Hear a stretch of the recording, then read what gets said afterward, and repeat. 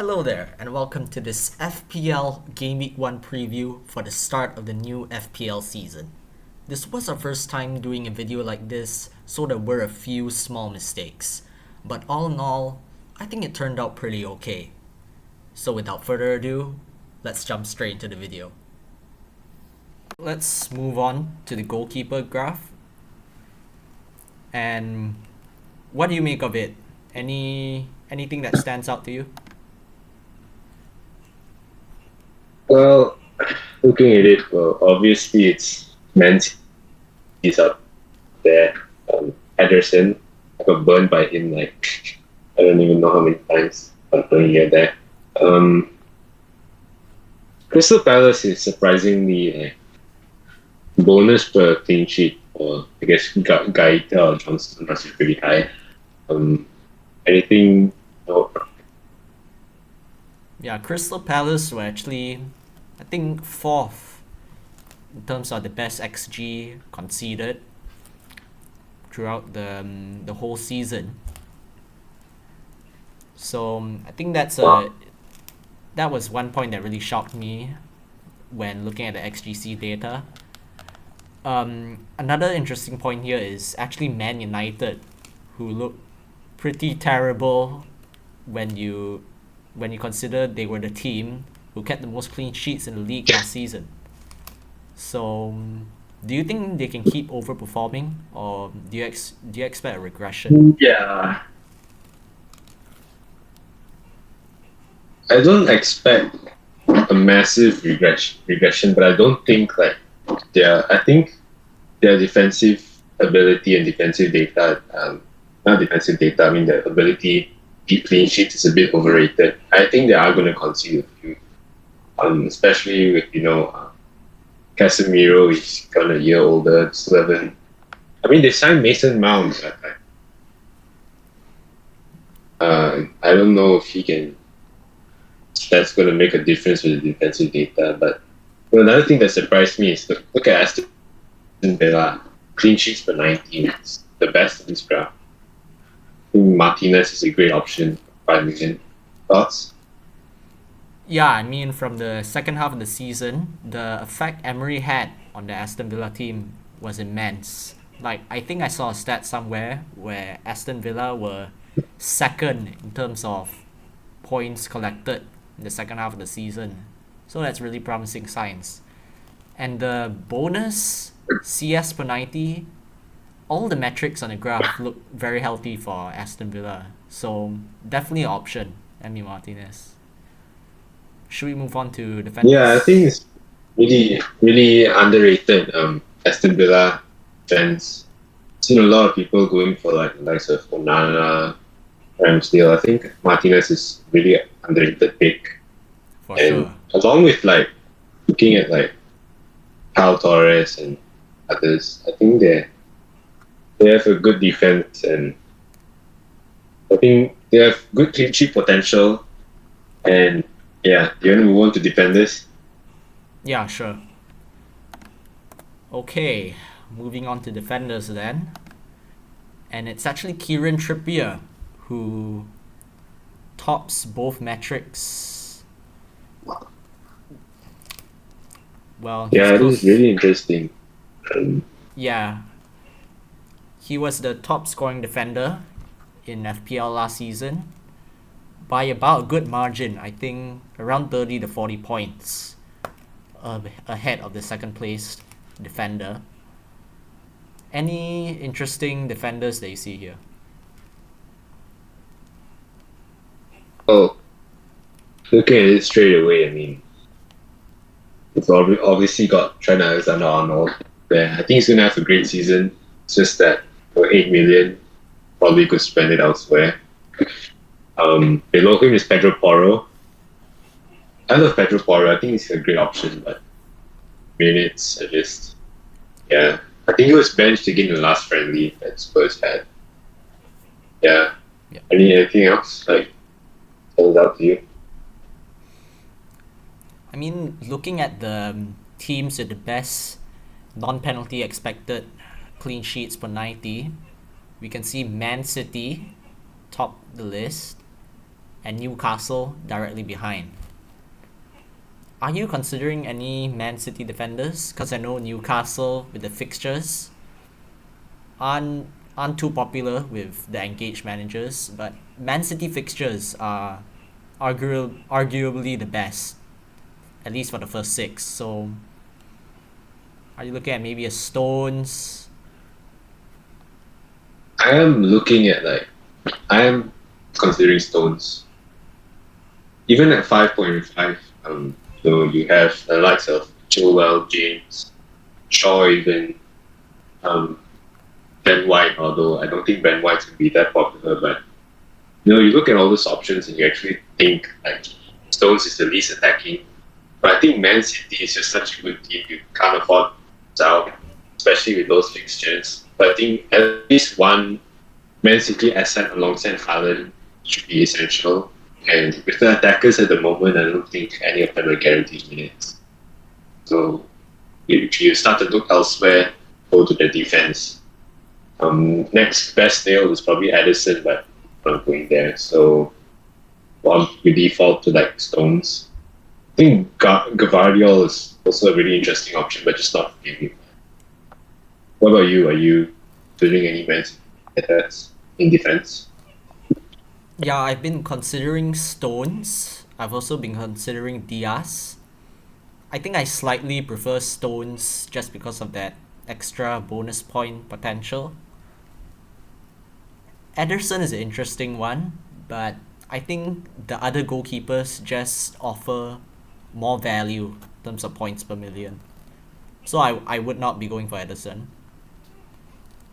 And Edison, um, uh, bridging on that point that you just made, Edison was benched for Ortega in the Community Shield. So is that a sign for things to come, or do you think Pep's just like doing his usual roulette?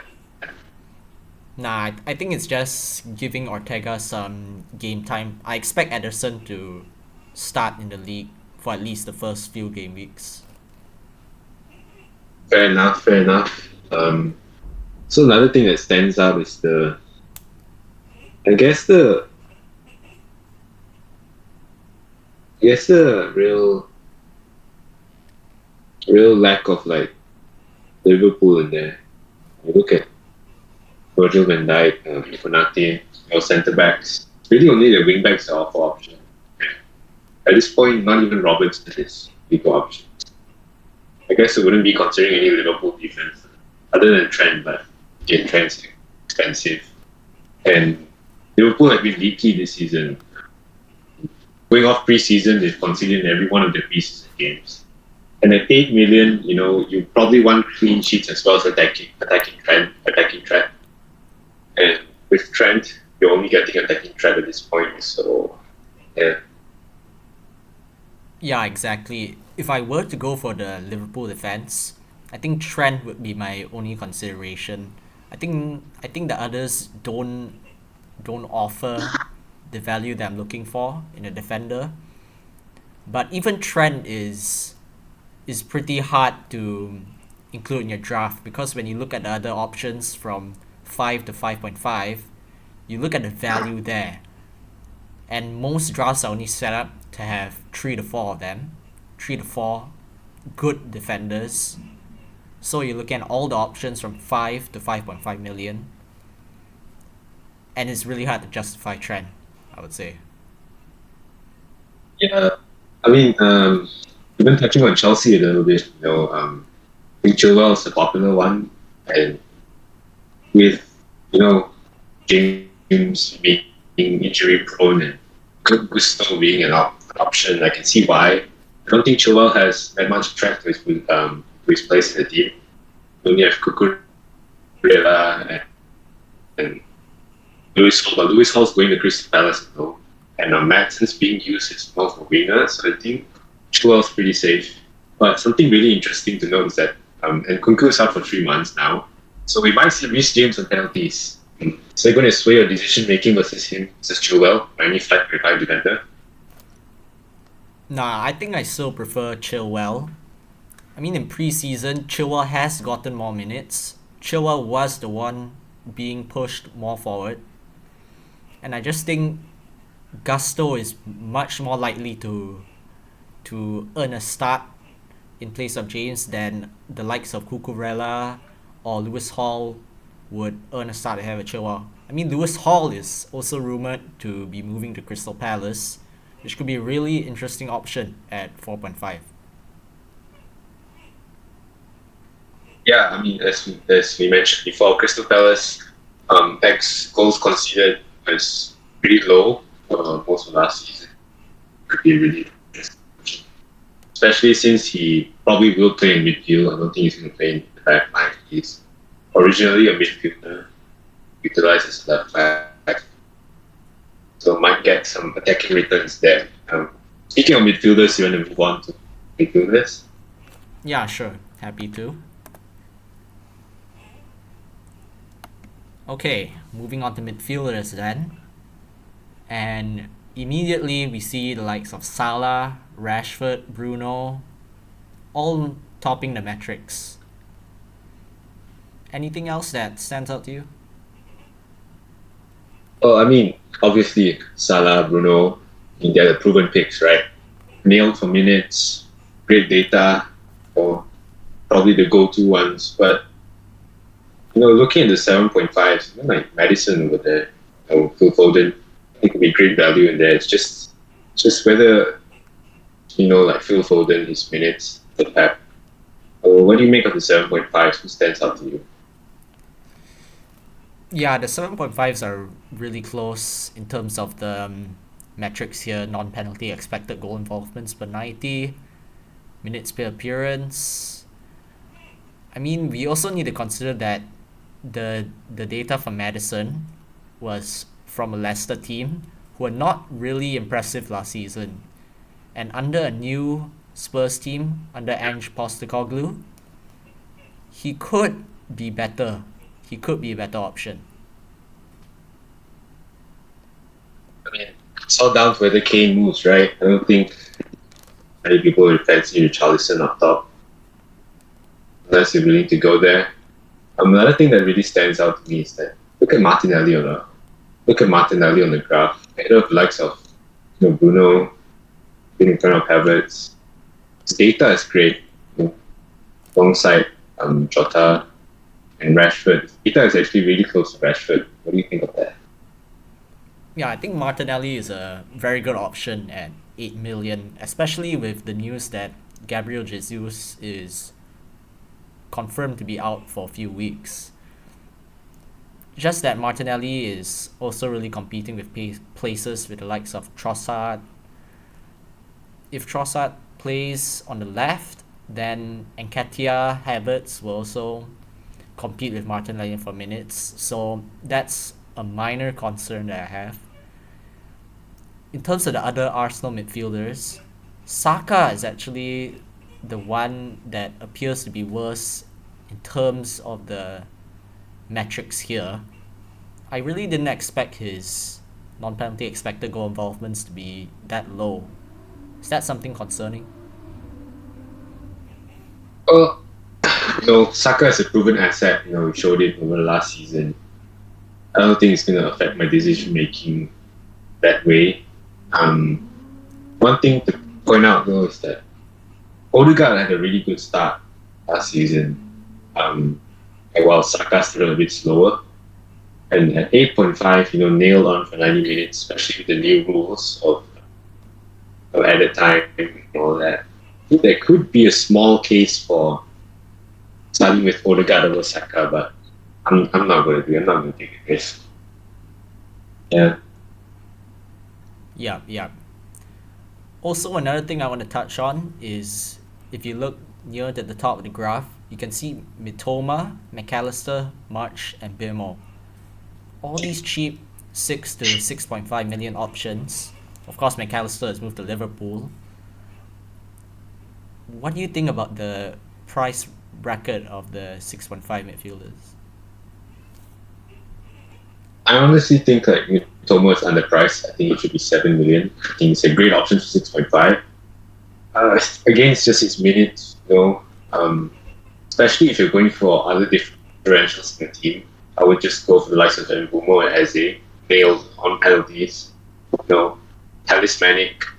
I think with Mitoma and Brighton, we have so many talented players in the team. You have March, you have Evan Ferguson, you have João Pedro.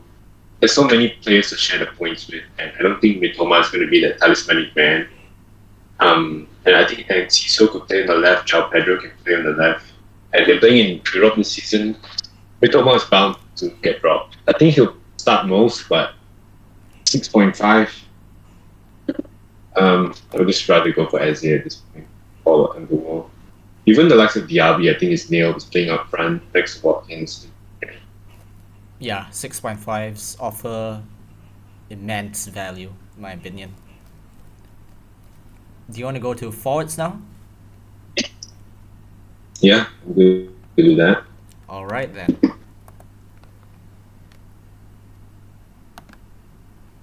Okay, we have the forwards now, and it's no surprise that Haaland is really a league above everyone else here. Jesus is... Yeah, obviously. Yeah, sorry. Yeah, Jesus, that's kind of interesting, great data, great non-penalty expected goal involvement per 90. It's just 6 minutes as well. I think he got injured like most of last season, but yeah, Yeah, and looking towards the top of the graph, we have the likes of Kane, Watkins, Solanke, and Tony, who is suspended until late January, I think. So, though, what do you think about Watkins right now? Because with the likes of Jesus injured, a lot of people are pivoting to Watkins as that 8 million midfielder placeholder. Well, because the way that the pricing of forwards are this season, if you have an 8 million forward, you can basically downgrade to any forward in the game with the exception of Kane and Haaland. So that feels like a pretty good strategy to me. I mean, yeah, I think it's totally justified pivoting to Watkins straight away. There was even a case to be made that while Gabriel Jesus is fit, you just go to Watkins. I mean, look at his data; he's so similar to Kane, so similar to Tony, who both got immense points last season.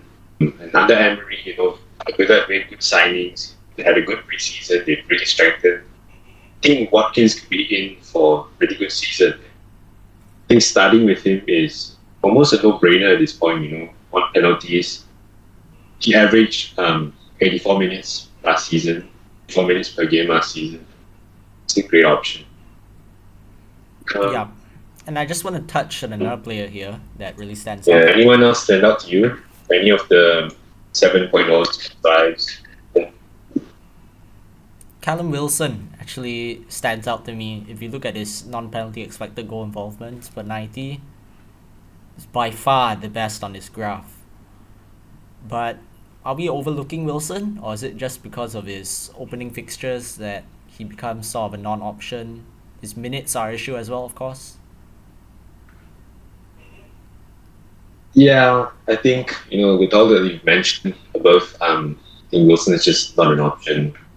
I think he could be later in the game if Isak gets injured or, he picks up form and he's a favourite under Eddie Howe, but not for now, not with those fixtures. What about the cheaper options like Evan Ferguson, Dominic Calvert? Any of them catch your eye? Can be considering? I think they have the potential to be really good value. It's just that each of the cheap options provides its own problem. So with the likes of Ferguson, it's the minutes concern. With the likes of João Pedro, which is also another cheap forward option coming in. Likes of Danny Welbeck also competing for starting place. So I think there's a lot of rotation in the Brighton attack, and I'll be pretty concerned about that. With the likes of Julian Alvarez, who I want to touch on, I think he's a great option at 6.5 million. I think a lot of managers are overlooking. I think Alvarez could be a very dark horse pick. Yeah, I agree with you. As long as he gets the minutes, I would actually take Julian Alvarez over Phil Foden. I think he brings goals for the team. He performs every time he's on the pitch. It's a great option if he gets the minutes. Um, you know, Even looking at that price point, like you said earlier, Evan Ferguson, Wissa, Dominic Calvert-Lewin, Julian Alvarez, I think it would be better, just to go to a 6.5 mid if you're considering one of them. And I don't think the minutes are secure with any of them right now. I would rather just go down to 6.5 and go up. Yep. Yep, agreed. Okay, so let's move on to our watch list. And All right. we have Josha's first. And in this list, we have highlighted some players that are of interest. So in yellow, we have the players of interest, and green is the honorable mention. So first, I want to touch upon Aaron Ramsdale, 5 million goalkeeper. Why is he on your radar? Arsenal defense. Arsenal defense was one of the best in the league last season. I think it's absolutely essential if you don't go for triple Arsenal attack to have Arsenal defender. And I have Gabriel on this list as well, but I don't know. I think Gabriel is a bit overrated in my opinion with the attacking threat. I don't think he's going to get us forward as much anymore. The signing of Timber is going to push to the midfield. Rice is going to sit back as well. Gabriel's going to be a bit more, not to say deeper because centre backs, but you get what I mean. And I just really want Shaw in the defense. I have Shaw highlighted as well. I think Shaw is being massively overlooked. People going for Chilwell, Stones, or any other defender. I think Shaw was great last season. It's great for the bonus points. I think he's massively overlooked. He should definitely be more expensive. Yeah, I think that combo is really nice. I think it's worth the extra 0.5 million Ramsdale, Shaw, Onana, and Gabriel. What do you think? Yeah, I think the major reason that people are overlooking Shaw is because a lot of them have gone for Andre Onana. And a lot of people don't really want to double up on Man United defense. But this argument seems really interesting to me. Like, what do you think about doubling up on a defense? Should we look at assets individually instead of saying, oh, doubling on defense is too risky for me? Well, I think it depends, on how good the defense is, first of all. I don't think any of us would say no to doubling up on a City defense, let's say, if we knew the minutes are secure. I think with Man United, as we mentioned in the graphs before, their defensive data is just, it's good, but it's not the best. And we saw in preseason this type of sloppy goals you concede. I think I'm fine with just Shaw at the moment. I think Onana, his bonus point potential is also a bit overrated in my opinion. But yeah, that's why I've gone for Shaw. I think it's great for bonus points. I think he's going to start games, he's going to get attacking. He's going to get assists. He's going to push really high up. He's going to get involved. Yeah. Okay, the next player you have highlighted is Gabriel Martinelli at 8 million. Is he as good of an option as many experts say? I think he's great, honestly. Martinelli hasn't left my draft in a long, long time. I think it's great. I think it's a great option for 8 million. Should be more expensive, honestly. The only thing with Martinelli is that he can get rotated with Trossard, but I think that now Jesus is out. His minutes are even more secure. I think Trossard will play up top most of the time. We saw that when Gabriel Jesus was out most of last season. they really performed well after January when they signed Josha and he started to play up top because Martinelli was affected by Nketiah, who was central. I think with Josha's ability to drift wide, drop into midfield, pick up the ball, and leave space in behind for Martinelli where he can exploit, I think it's going to be a really great option, especially with the Jesus out. Agreed. Okay, talk to me about João Pedro at 5.5 million. We've just sort of been confirmed that João Pedro is on penalties for Brighton, ahead of the likes of Pascal Gross. So, has that boosted him in terms of the forward options for you? I mean, yeah, definitely. It's been knee jerky, but after last night, he went straight into my team. Um, there's a case to be made that I think it's a bit risky going for 5.5. You can't really go anywhere else if he flops. But I think you can also look at it in a way that's relatively low risk because he is only 5.5. In the Brighton side that was really good attacking wise last season, on penalties, he's their record signing. I think he's going to start most of the games. So yeah, I think he's a good option. I think he's not as risky as people make him out. He's in my team. Yeah. Okay, and the next highlighter option is the one that has been rising in popularity over the last few weeks because of few preseason performances. It's Darwin Núñez at 7.5 million. Does the popularity justify it, or what do you think? I think it does, honestly.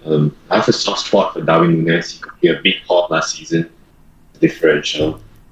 The only problem with him is his minutes and his lack of, his low conversion rate can be frustrating to own at times. But one thing that is worrying, he didn't start the last two preseason games. Yeah. For that reason, he's not currently in my draft. But I think later on, if he ever becomes nailed, with the number 9 shirt, playing up top Salah and Jota / Diaz to the left, I think he's a great option. I think he's a must-have at that point. If you're confident of him getting 60 plus minutes every game, I'll say go. Yeah, exactly. An honorable mention you have highlighted is Nicholas Jackson at 7 million. With the likes of Nkunku now confirmed to be out until at least December, do you think this improves Nicholas Jackson as a FPL asset, or does it hurt his output ability? I don't think it hurts him at all. Honestly, I think there was one preseason game where Nkunku started behind him and they actually didn't link up well. I think this game before that it was Kani Chukwuemeka playing behind him. Game after that was again Kani Chukwuemeka playing behind him. I think he benefits more from a more traditional number 10, which Nkunku isn't. I think Nkunku and him will gel later on when he plays. But for now, I don't think Nkunku being out attacks his output at all. I think it makes him more nailed.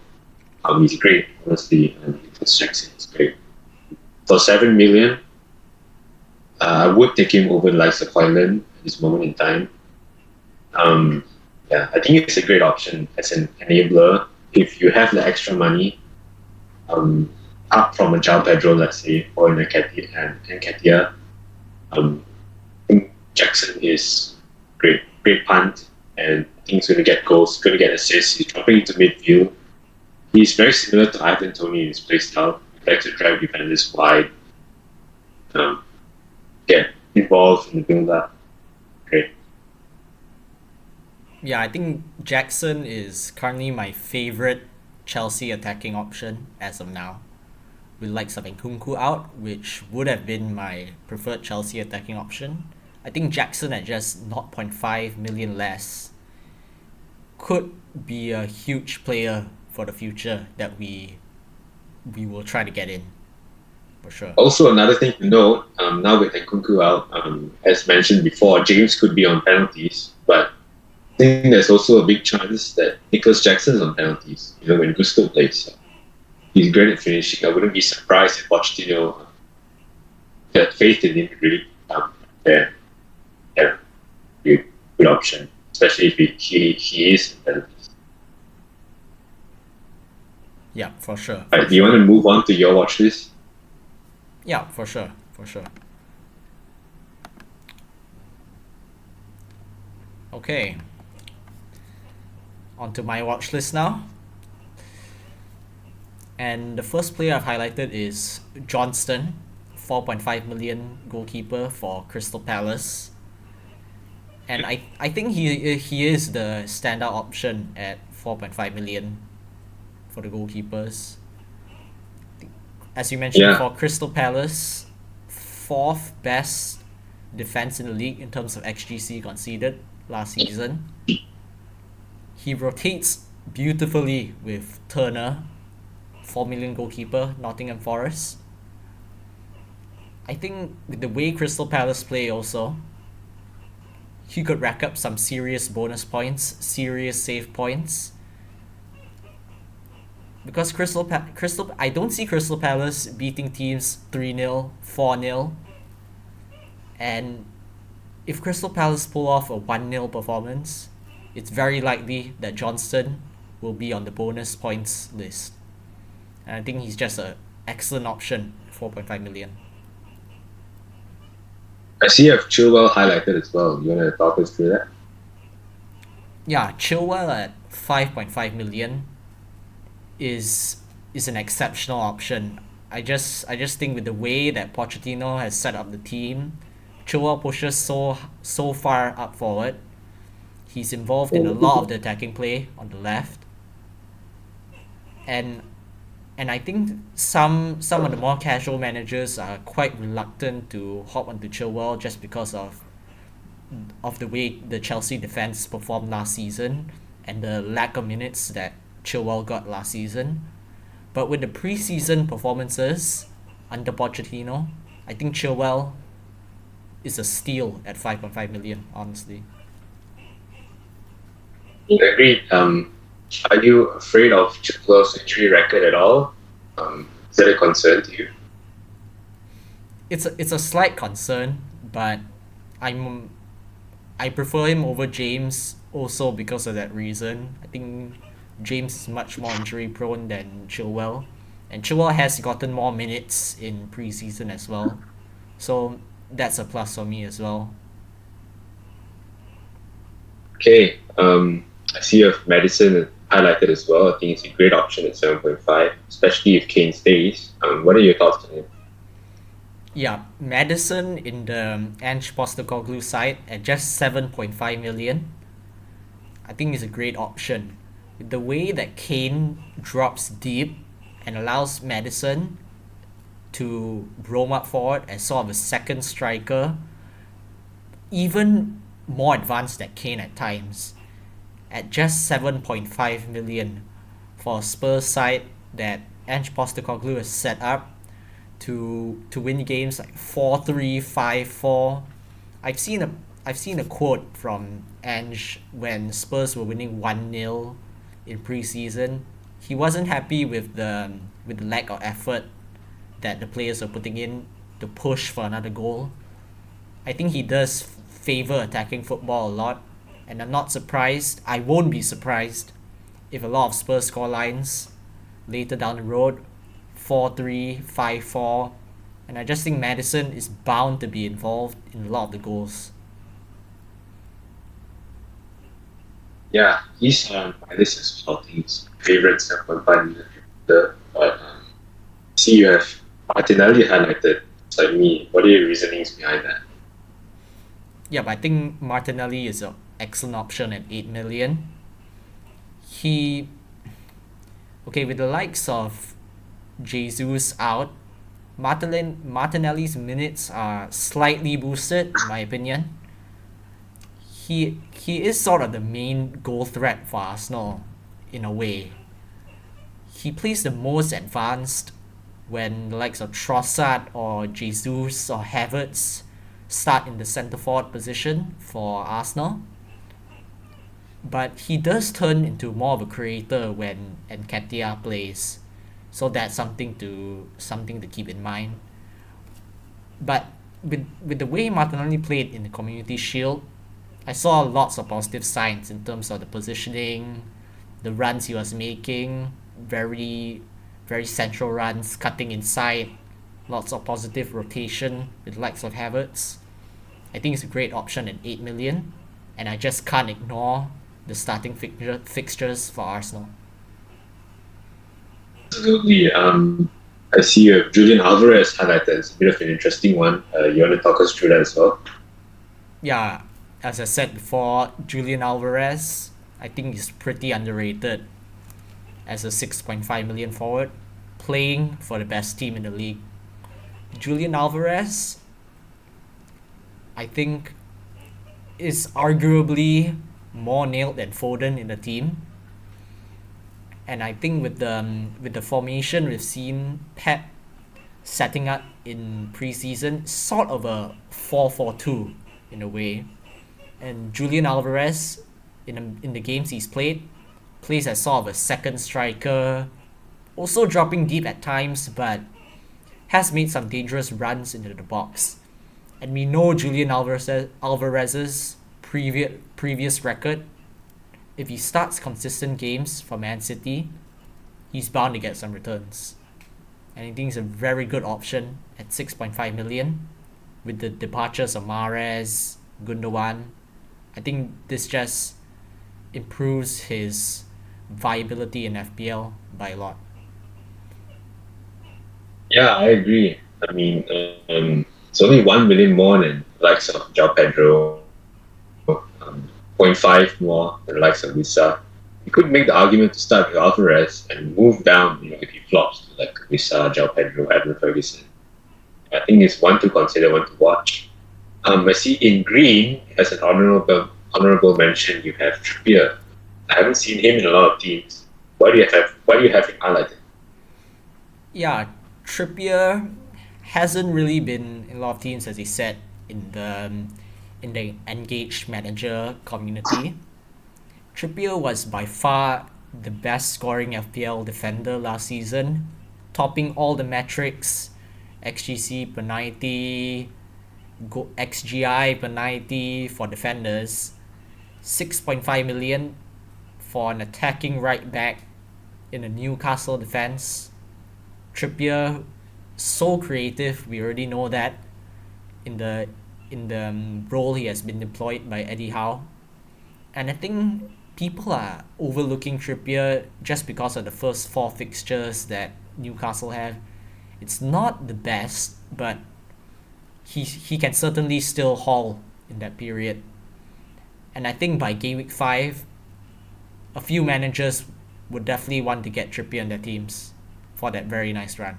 So yeah, I think he's a very underlooked option, and I won't be surprised if he is the best scoring defender for the first 4 game weeks.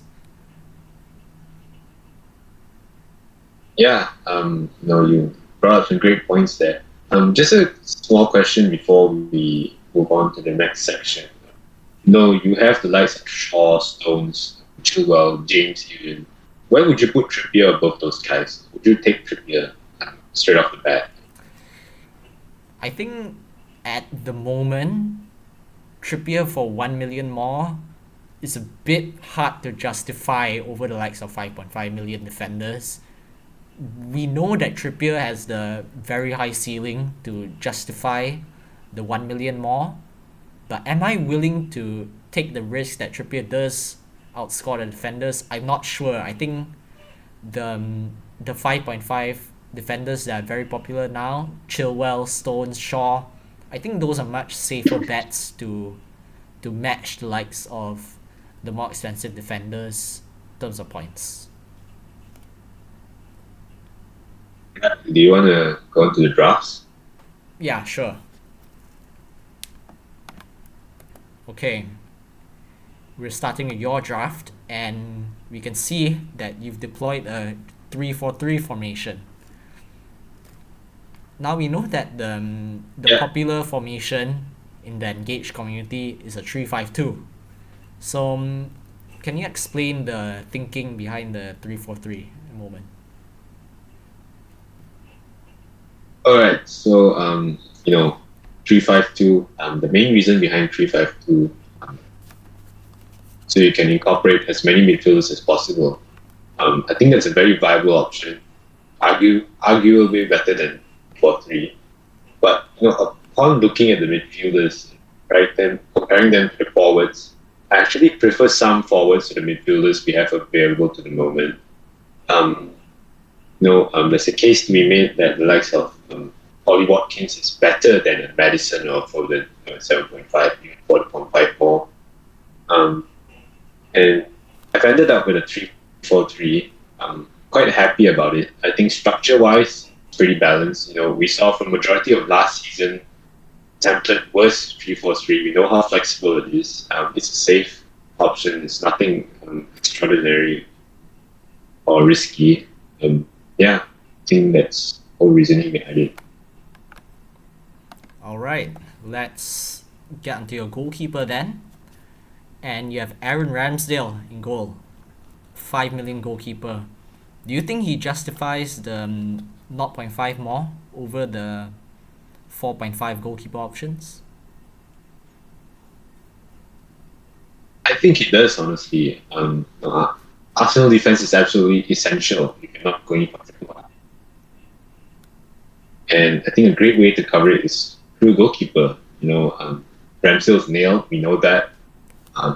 Even with Raya coming in, I don't think he's going to walk into that starting lineup. I think Ramsdale's going to keep his spot for now, at least. And as long as Ramsdale doesn't join, I think I'm pretty set on Ramsdale for the moment. If Raya does join, I could see myself going elsewhere to like an Emi Martinez, even Onana, or down to a 4.5 in Johnstone or Flecken. But I think for now, I'm pretty happy with Ramsdale. Okay, fair. So the first defender you have selected is Luke Shaw, 5.5 million defender. Want to elaborate on that? Okay. Yeah, one of the more template combos would be Onana and Gabriel. I've chosen a bit different for Shaw and Ramsdale. I think Shaw is being overlooked a lot. His bonus point potential is massive. He's going to get assists playing in a good defense. I think he's worth the 0.5 over Onana. He's definitely worth it. Yeah, I'm happy with Shaw. I'm happy with Ramsdale.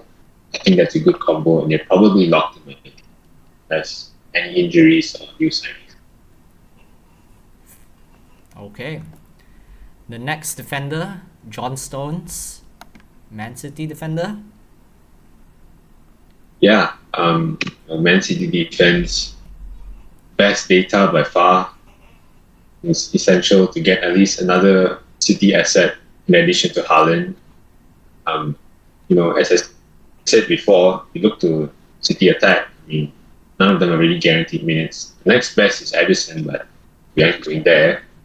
So where do you go after that? You look at the defense. Who's the most nailed defender? I would say Stones. Same with Guardiola coming in. Diaz minutes could be compromised a little bit, not by much, but slightly. And I think Stones is the only one at that moment who can really push to the midfield and do what Pep is asking him to do. So Stones is there for now. Awesome. Okay, your third defender, Pervis Estupiñán of Brighton, 5 million option. I mean, not much to say there, is it? I mean, 50% own, playing in a good Brighton defense. He's their only left back. He's going to get attacking returns. 5 million, very underpriced. Not much reasoning behind that. Just a great option. Agreed. Okay, let's move on to midfield. And Bukayo Saka is the first midfielder you have. Yeah, Saka has not left my draft since the game launch. He's been in there alongside Haaland. On penalties, playing in a great side. He's so far out the pitch. It's really, really hard to justify not going for him. He's locked in my team. He's locked. Awesome. Okay. We have a double up on Arsenal midfield with Gabriel Martinelli also. Yeah, I think going for double Arsenal attack just has so much upside with it. You can really cover their goals. Going with one is, I think it's great, but the more the better. So we have Martinelli in there, who's the second best Arsenal midfielder in my opinion. Um, you could make a case to go for Odegaard against him for the 0.5 more for more minutes, but I think Martinelli's attacking threat and the fact that it's cheaper, Jesus is out. I think just bite the bullet and go for Martinelli. Fair points there. Okay, the next midfielder is a very interesting one. It's Diogo Jota of Liverpool, 8 million option. Yeah. Okay, interesting one. This I love Jota. I think he's a really good option when he gets minutes. The only problem is he probably doesn't get the minutes. So yeah, but I think a really good point was brought up by Ali FPL Guns, the current world champion of FPL. He was talking about Trossard actually in the other video, and he brought up a good point. He said that with this new rule, everyone's looking at who will start and who will finish most games. But I think we fail to realize that this rule also benefits those who are coming off the bench. So even if Jota or Trossard don't start the game, and with Liverpool attackers, they're not going to get more than 60 minutes, even if they start. So even if Diaz starts or Gakpo on the left, if Jota comes on for the final, half an hour, and there's 10 minutes added on, that's 40 minutes for Jota. That's almost one half. And I think with this data, Liverpool score a lot of goals. A really fit, fresh Jota against a tired defense. I think there's really good potential there. And he's 8 million. There's a possibility of downgrading him to the likes of Madison or anyone cheaper. I think he's a good option to start with. I think for those reasons. Yeah, that's a very interesting way to look at the new rule implementations for the extra added time on. Okay, your final starting midfielder, Marcus Rashford, Man United. Yeah, with Rashford, similar to Saka, it's a no-brainer. Honestly, he was so good last season. He's gonna replicate his season this season. He might even do better. And with those set of fixtures with Man United, I can't see myself going for Bruno ahead of Rashford. I said double up, I think maybe, but Rashford's just in there. Rashford's especially at 9 million underpriced. All right. So moving on to the first of your three forwards, Ollie Watkins, Aston Villa, 8 million option. Yeah, Ollie Watkins is lay on for 90. He's on penalties. He's playing in a good Villa side under Emery. He's got a bang goals. I know it. He's a safe pick. And similar to like Bruno Fernandes, with the new rule, 90-minute players are really going to benefit from this. I can see Watkins doing really well in those added minutes. Yeah, that's why he's in my team. I was considering going with him over Jesus when Jesus was fit. And when Jesus ended up injured, I just knew going straight to Watkins. He hasn't let my drafts in. Yeah, agreed. He's a very safe pick at 8 million to pivot to any forwards the same price or below. His data is excellent. Yeah, totally agree. Your next forward, João Pedro. Man, I think it's a really interesting one. He's an enabler. You'll see later that I actually have Ben Chilwell on the bench. So my reasoning behind this is that I have João Pedro to start the first game and the second game, and once Chelsea fixtures clear up, I can just start in a 4-4-2 Chilwell ahead of Pedro when Brighton fixtures start to turn sour. So for 1 million extra over 4.5, I think Pedro is worth that. Some penalties. As mentioned before, he's playing in a great Brighton side, great Brighton attack, and he's worth that every pick. And I don't think there's much risk in going with him at all, especially if you have a good bench. Yeah, absolutely. Okay, your last forward. No surprises here. Erling Haaland. Is there anything more to say? Nope. Then move on. Alright then. Okay. Moving on to your bench. As already mentioned, Chilwell first bench. You have Turner, goalkeeper option. You have Baldock, 4 million Sheffield United defender. And Elliot Anderson, and 4.5 mid for Newcastle. Yeah, I think Anderson is a really interesting one. There are a few comments from Eddie Howe saying that Anderson was the fittest among all the Newcastle players when they returned from their holidays. So that's really promising. I don't think Willett and Longstaff are completely fit. I could be wrong, but I think Anderson will get a few minutes, enough to warrant him being in the team for now. And with Baldock, I had Kabori in there. Um, but I don't think Luton are a great defense. And with the main thing you want from a 4.0 enabler, cheap defender is clean sheets. You're not really going to be looking for attacking potential. I think Sheffield United has a good defense. Burnley might be slightly better in defensive data, but I think with their fixtures, I would rather just play safe, go for ball up. Alright then. So moving on to your captain, vice captain, no surprises here. Erling Haaland is your captain. Vice captain of Martinelli. So you prefer Martinelli over Saka as your vice captain? It's just a bit of a wild card. I don't think Haaland's going to miss any games. I just slap it on him. You want to move on to your draft? Let's do it. Alright. Okay, 3-5-2 for you. What's the reasoning behind it? Yep, I think 3-5-2 is a very strong way to start the season. I like with the options we have in midfield as well.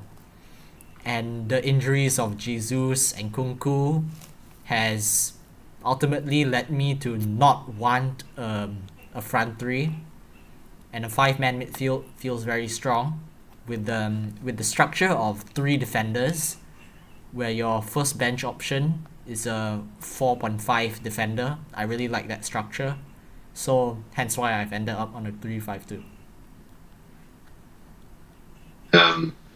Looking at your first play, no surprise there. John Stone, I see you're a really big fan of him. Talk us through that. Yeah, Johnston, as I said, my favorite 4.5 goalkeeper, rotates brilliantly with Turner, which you'll see later in this draft. Crystal Palace defense, getting those save points, bonus points. Yeah, he's just a excellent option, 4.5. Yep, agreed. Probably would be my preferred 4.5 option if I chose to go down from Ramsdale. But moving on to see first defender, you have Ben Chilwell. Talk us through that as well. Yeah, Ben Chilwell, as I said, my favorite 5.5 million defender, playing a very attacking role in the Chelsea team. And I've seen a few people being turned off by his first 2 fixtures, Liverpool at home, West Ham away. It's not really too big of a concern to me. Liverpool defense were quite leaky in preseason and last season. West Ham have not been the best in preseason, to say the least. So not concerned at all with Chilwell's opening fixtures. And then from game week 3 onwards, the fixtures are just so good, too good to ignore for me. Right. You have Gabriel next to him. I think it's quite a template pick, but template for good reasons as well. I think he's a great defender. Any particular reasons you might have Gabriel? Yeah, Gabriel, to get myself a piece of the Arsenal defense at 5 million for Gabriel, who also has very good goal threat from set pieces. At just 5 million, I think he's a great option. I would say he's one of the most nailed centre backs at Arsenal, along with William Saliba. And I just think Gabriel, more likely to get the goals than Saliba, is is potentially slightly worse of bonus points, but not too big of a concern for me. Gabriel in my team. Next in, you have the really highly owned Purvis Estupinian.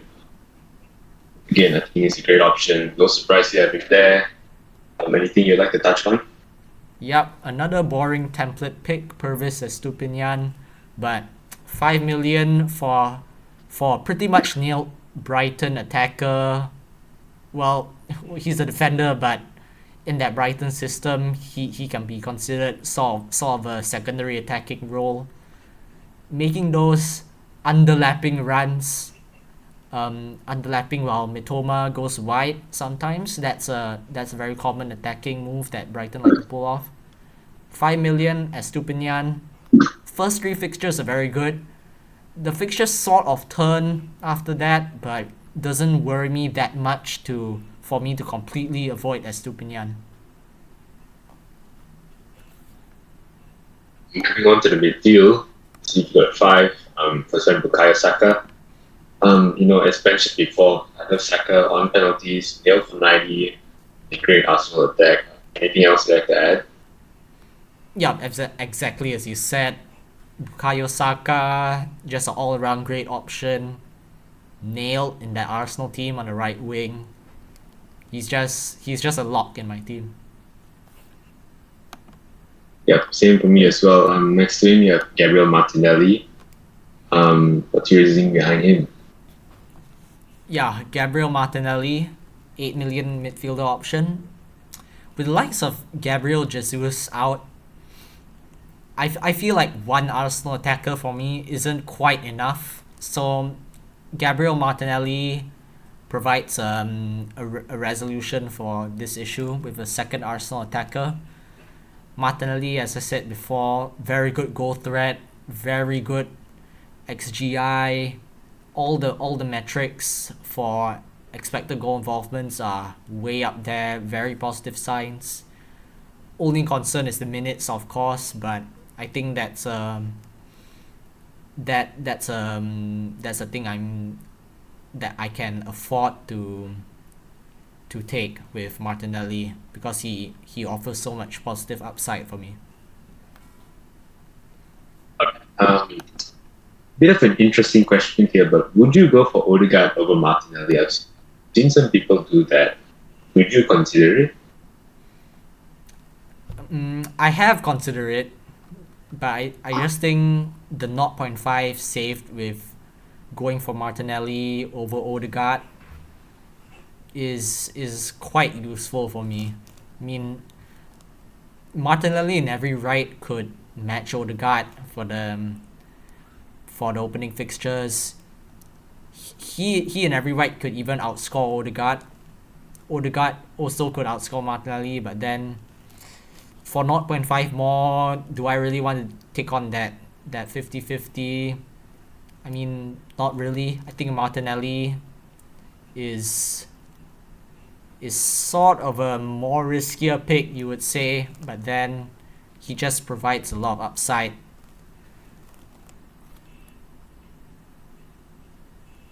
Yeah, I think he's super low owned as well, at around 14%. Moving on, we have Brian Mbeumo, the middle. Surprisingly, he has not really made any of my drafts. I've made many of them.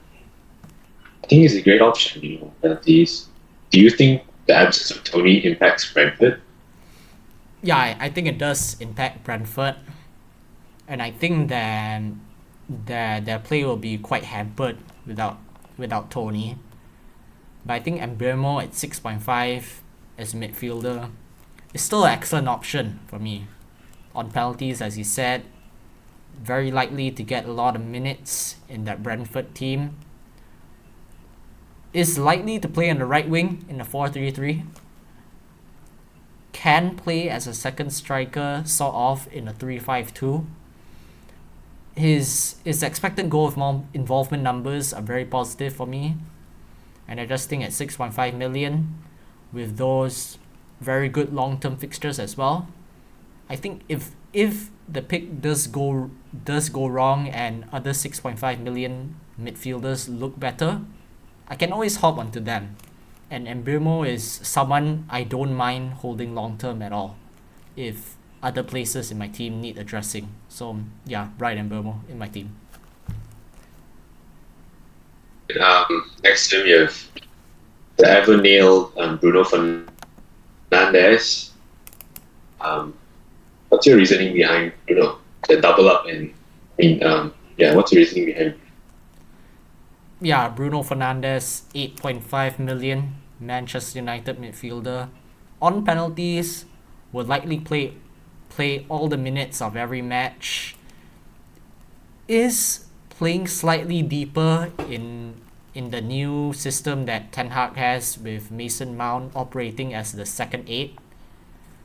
It's quite fluid, the front line at Manchester United. I've seen a lot of rotation in terms of the positions in pre-season, but not too worried because I think Bruno is still a very standout option in that sort of price bracket, that mid premium options. I think Bruno Fernandes is still one of the standout options there.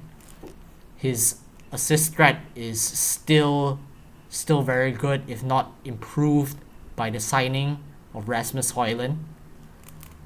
And his goal threat might be slightly damaged, but not enough to warrant me excluding him.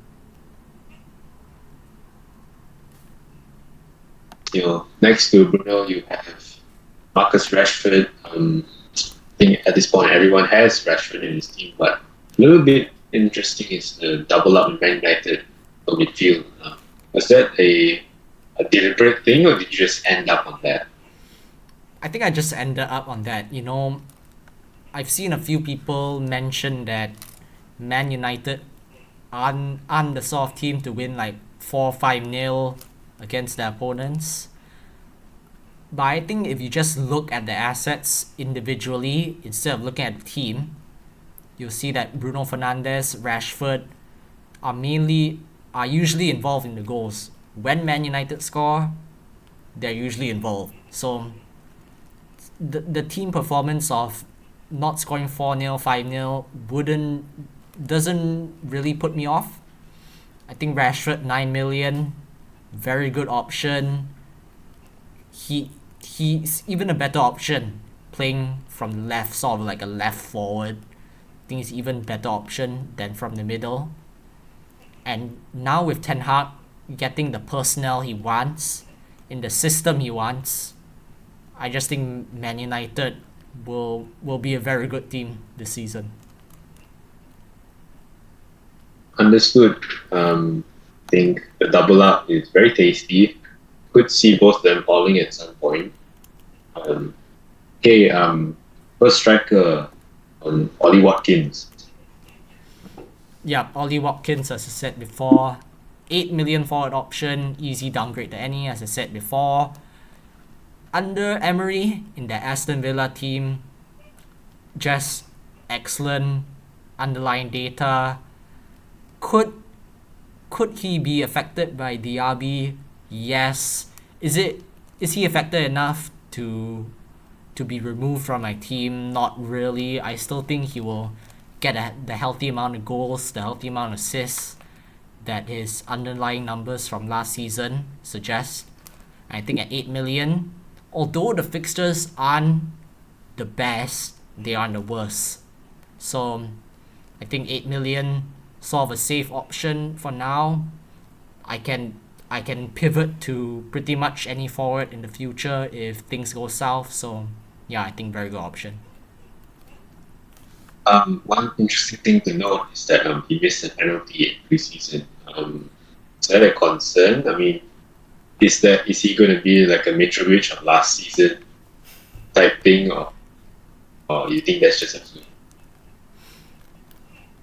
Well, the community has pointed out that about Watkins's poor penalty record. I think it's something like scored 5, missed 4 in his senior playing career, which is not the best. And Tielemans might take over the penalties from Watkins. But I think Watkins as an option with penalties and without penalties, if you're factoring in his conversion rate, I don't think the points difference is that much.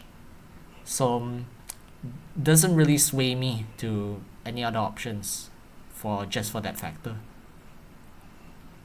Right. As you said as well, Watkins being 8 million is an easy downgrade to anyone. Should he lose his penalty duties and maybe he doesn't perform as well. Anyway, next to Watkins, you have Machine, Erling Haaland. Anything you want to say about him? Yeah, he's just brilliant, isn't he? Erling Haaland at 14 million. Even at 15 million, he will be in my team. I've seen a few memes going around about his Community Shield performance again. But we've seen what happened last season. I mean, Darwin Núñez scored a goal in the Community Shield while Haaland ghosted. But look what happened in the season. So, doesn't really concern me. Erling Haaland is just, you can't go without him. Yep, agreed. Okay, moving on to your bench. It's really interesting picks there. You have Levi Cole, I think a great pick. As a Chelsea fan, he's pretty much nailed to start in the left-sided part of the defense. He got the number 26 today. John Terry's number. I think he's a great option. What do you think? Yeah, Levi Colwill, 4.5 defender. I think he's a great option off the bench, especially during Gameweek 4 and 5 when the Arsenal and Brighton defensive fixtures are a bit tougher. I do have the option of playing Colwill. If the Chelsea defense doesn't look too good and if Gabriel and Estupinian are still performing, I still have the option of just benching Colwill. He's just a safe option at 4.5 million for me. I know that Rico Henry, Udogi, Pau Torres, all very good 4.5 options, and they absolutely would not stop you from going there. Colwill is just another very interesting option for me that I think versus Nottingham Forest at home, for example, I think that's a very good chance of at least a 6-pointer there. And then right. Yeah. Yeah, sorry. Okay, and then Kabore as my 4 million defender option. As you said, 4 million defenders, you could pretty much go for any of the promoted teams, 4 million defenders that are popular, likes of Bulldog, Bayer. I wouldn't go for Bell now just because Kabore for the same team, just as nailed, potentially even more nailed, playing more attacking, would avoid Bell. Bayer and Bulldog could be better than Kabore, but ultimately, is it really that big of a difference? I don't think so. So Kabore is just in right now. Mubama as my 4.5 million forward. He does look very likely to get some minutes, especially looking at the other 4.5 million forward options. Not really that many who could get some minutes. Maybe William Osula of Sheffield United could get some minutes with Ndiaye moving to Marseille. Yeah, Mubama is a decent option from the bench for me. And then Yeah. Sorry, you were going. Yeah, it's fine. Matt Turner on my bench, Nottingham Forest keeper. Well, potentially Nottingham Forest keeper. If he is Nottingham Forest keeper before the deadline, he will be in my team. If not, I'll need to go elsewhere because I'm already tripled up on Arsenal. But as I said before, Turner rotates perfectly with Johnston for me. 4 million playing goalkeeper from the bench. It's just a great option. Also, Dean Henderson has been linked with Nottingham Forest, but Turner short term is still better than any of the other 4 million goalkeeper options right now. So just going for Turner if he's at Nottingham Forest. That brings us to the end of your bench. I see you have 0.5 million in the bank. Is that something you've just ended up on, or have you really intended to have that little bit of security just in case there's a bandwagon or an injury or something? Yeah, I think it's a little bit of both actually. With the 0.5 in the bank, allows me the security of waiting to make my moves, gaining extra information in case any of the bandwagons, as you said, increase in price. I can easily hop onto another player. Let's say a 6.5 million mid is looking very good, rises up in price very fast. I can just make that move later on. Then let's say if another player would have no money in the bank, they would need to make the move straight away. So I just like the security of the 0.5 in the bank just for flexibility reasons. Would you consider using that 0.5 to upgrade any menu, for example, and book more up Richarlison, Kane leaves, or maybe possibly Johnston up with Onana, or would you consider spending that anywhere? Or is that money in the bank locked? It's not locked for me. I have considered upgrading the goalkeeper, the 6.5 mid. It it's still up in the air, but I would be surprised if I don't have money in the bank come the deadline. So that's it. I hope you enjoyed, and if you're still watching, you're a legend, mate. This is Ethan, signing out.